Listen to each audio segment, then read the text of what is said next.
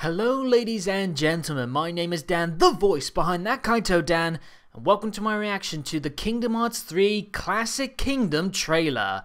It's a short one, it's only about 58 seconds long, and I think it's more or less going to be the same preview that was recently at the Dandelion meeting over in America. That happened a couple of hours ago actually. And I was actually following updates from the event on Twitter in regards to certain things that were shown off there, certain things that were discussed. So I kind of know what is actually in the video already. It's mostly focusing on the little LCD mini games, the Game & Watch style games that are going to be the mini games, or at least some mini games in Kingdom Hearts 3, which I'm really looking forward to. They look like a ton of fun. I actually played a couple of classic games myself over the years as well. I'm very curious to see what goes on with those games itself, but I'll go into that later on. And I'll also go over as well some other things I heard from the event afterwards. So yeah, it's just going to be a short video, just me giving my thoughts and feelings on this short trailer and all the other stuff going on. But I figured I'd give you guys something to have a little conversation with about. Also, if you hear any background noise, sorry about that. It's rather noisy today for some reason, and it's the best I can do. As well, the fact that I might look a bit rough and I sound rough, I've only just recently got up as well. The fact that I stayed up all night trying to check out all this preview stuff, and then, of course, the moment I go to bed, that's when the trailer drops. So go figure. But enough rambling, let's get straight into it now. So, count it down with me. 3, 2, 1... Oh! Hey, the bits of OLED! Oh, I didn't expect that! Oh, we're getting straight into it now. Love this music as well. And there's the classic Mickey and Minnie style. And Pete. Oh, the timeless river feels. That was one of my favorite levels in Kingdom Hearts 2. Can't help but bounce to this kind of music. Yep, there we go. The Barnyard Battle. This looks like so much fun. I don't know why. The Carnival Kid. Is that Cloudbell Cow in the middle there? And there's the Giant Land. We saw kind of a screenshot of that from D23 recently. So it's all classic Mickey cartoons. Musical Farmer. This looks a lot of fun. I can imagine a lot of time being sunk into this. His model looks so good as well. Sora's model looks so damn good. Oh, that was fun. I gotta go. I'll probably show up like screenshot images I've got as well. But that was really damn good. I love that. And the fact we saw Hayner, Pence and all that, I did not expect that. I don't know how I must have missed that. I'm sure someone must have talked about it, unless it was like they actively said do not talk about this until the trailer drops or something. But yeah, let's try and go back to that. And again, I'll have screenshots to that. Yeah, just looking at the... it's so good seeing them again, and they got new clothes as well. Yep, I'm just looking. Pence is still rocking the dog street on his clothing line. We don't have the camo pants from Hayner anymore. We're getting a lot of that kind of red and black square plaid pattern that seems to be the trend. Because you got Olette's bottoms having that pattern, and half of Hayner's top has that as well. But it's so good to see them. Of course, Twilight Town being a thing in Kingdom Hearts 3, most of that knew that already. It's seen already in previous trailers. But many of us were hoping to see the Sunset Trio gang.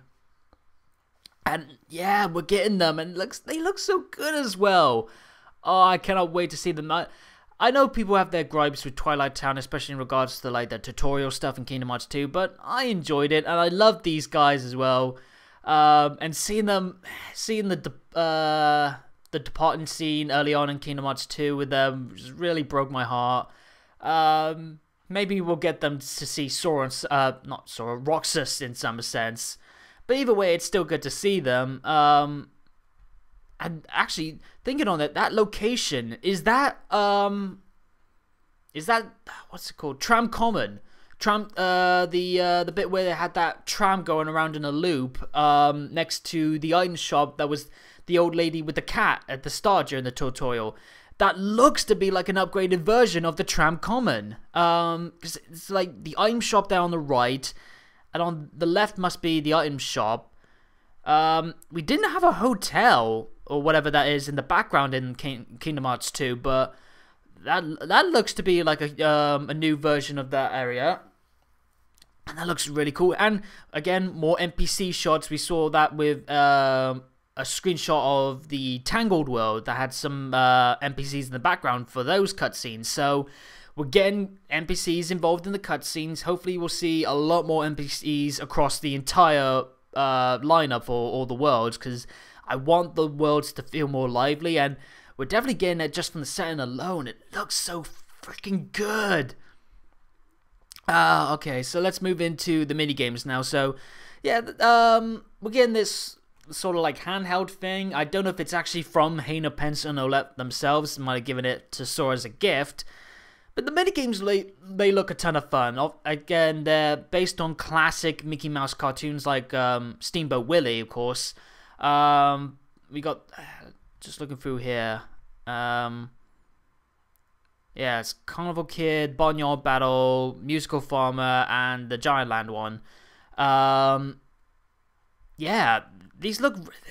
They've really captured the LCD style of the games fantastically, and I'm very curious how it's going to work in terms of the game itself. If it's going to be... Because one of the things that was mentioned at the event is that we get new mini-games over the course of the adventure. So I don't know if they unlock as you go along, or if you can collect them, kind of like the puzzle pieces and the stickers in the past.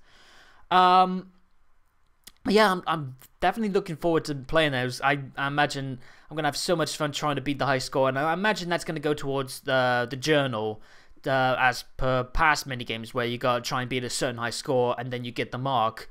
I think that's all I can really say. Otherwise, other than the fact that the models for Sora and the gang look good, and it's so good to see Hayner, Pence, and all that. But going into some of the other stuff that was mentioned at the event, I went over the fact that you can collect more minigames as they go along. But some of those minigames are actually going to be available to play early before Kingdom Hearts 3 comes out, as some of them will be appearing in Kingdom Hearts Union Cross. The entire event itself was focused on Union Cross, but it's cool that we're going to be able to have some of these games available before we get Kingdom Hearts 3 itself, sort of like a preview of it. I'm sure most people will use that as practice for trying to beat the high scores in the game itself. And I'm looking forward to seeing as well what other cartoons from Mickey's past that we get to see. Just going off the ones I know off the top of my head. Clock Cleaners, I imagine, will probably be one as well.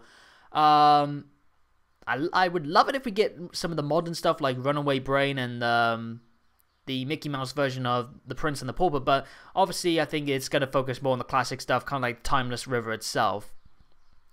What other stuff was there? Oh, here's a big one. You can have some impact on Kingdom Hearts 3 by being, I want to say a character, but I can't say that because here's the thing. There's going to be some sort of event in Kingdom Hearts Union Cross where I imagine it's like a high school challenge thing. I don't know exactly. I'm sure the information is out already. But there's going to be an event in Kingdom Hearts Union Cross where I imagine if you reach a certain landmark or complete some sort of challenge, you may be able to appear in some sense in Kingdom Hearts 3. Kind of like Kurt Zisa, the special boss in Kingdom Hearts 1 Final Mix. That the name from that was actually from a competition winner. So I imagine it's going to be something like that, but more with Union Cross. And I don't know if it is going to be like your name or if it's going to be your character or something like that.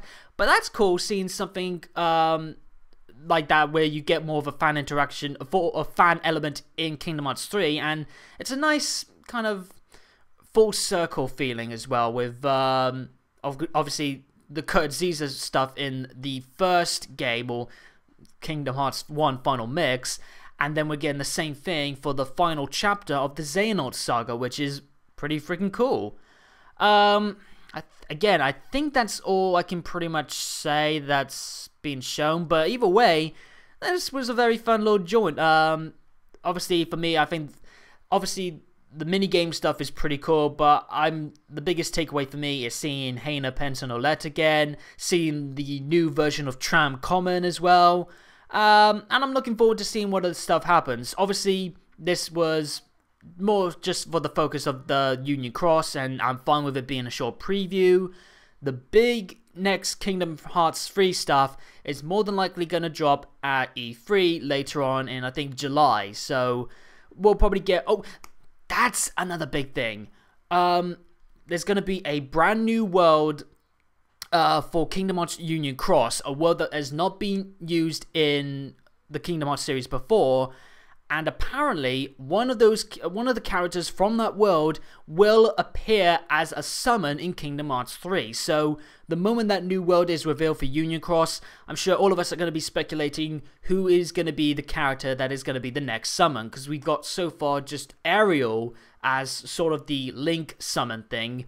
So I'm very looking forward to that as well. Hopefully it's not one of the worlds that I'm looking forward to being a full-on world in Kingdom Hearts 3 itself, as I would rather have that than just one character. But I imagine there are a ton of characters out there that would be pretty cool as summons as well. So be on the lookout for that. And yeah, I think that is everything now. So again, more bigger news are bound to happen at E3 later on in the year, as well as the Tokyo Game Show much later on as well, sorry. But we're starting to get more of a trend now of getting these trailers, getting these previews, getting more information. Guys, this game is coming out this year, and I cannot wait. But yeah, that's all I got to say. I went 12 minutes with this thing. Jeez. Not bad for a 58-second video. So anyway, let me know what you guys thought about the preview, the fact we got these mini games, we getting Hannah, Pence, and Olette again. Let me know about your thoughts on everything that's just been recently revealed in the comments down below. And while you're at it, please hit the subscribe and bell buttons to make sure you get every new video from me as they drop and know when it has dropped. And follow me on Twitter for anything else I got on my mind in terms of Kingdom Hearts stuff, the stuff that you usually follow me for, and also updates on future content and more. But until next time, have a good day or good night, and peace out.